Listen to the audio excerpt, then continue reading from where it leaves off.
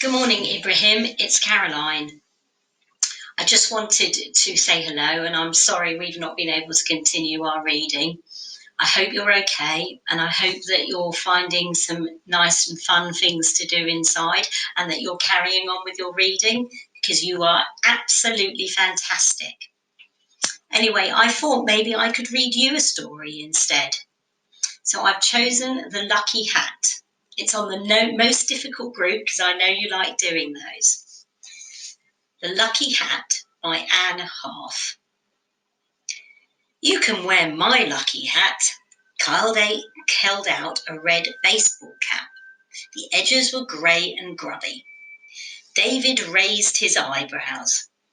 Really? Kyle shrugged. You need it. It's an important bike race. Wow, David took the hat. He ran his fingers along the visor. Thanks.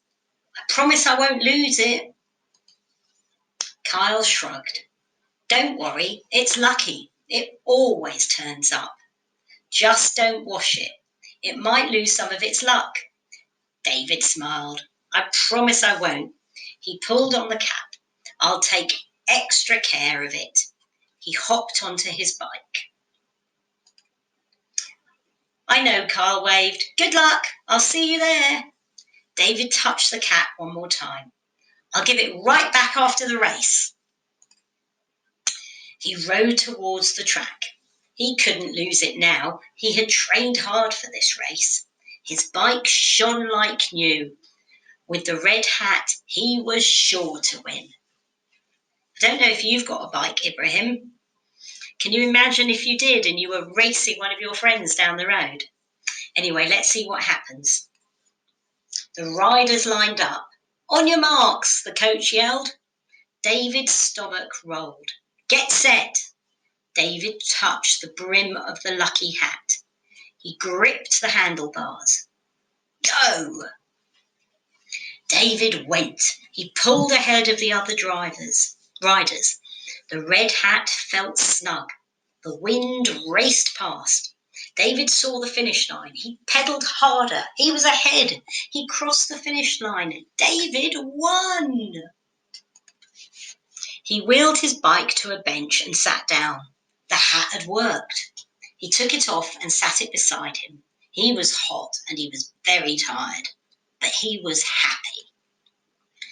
Come get your ribbon, David, Coach Masters called. David ran to the coach. He returned to the bench with his reward. He reached up for Kyle's lucky hat. His hand stopped above the seat. The hat was gone. By the way, Ibrahim, I'm using the word coach sometimes. In America, teachers are called coaches sometimes. So that's why. Let's see what happens to this hat. David felt the top of his head.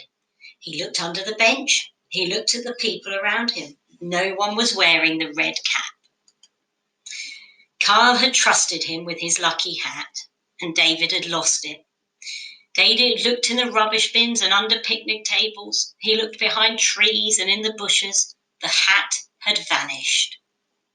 Oh gosh, David looked he looked so sad. You're a winner, David, Coach Masters drove away. Didn't feel like a winner. He felt like a loser. What would he tell Kyle? David trudged home.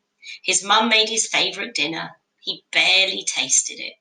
He brushed his teeth and he went to bed. All night, David tossed and turned.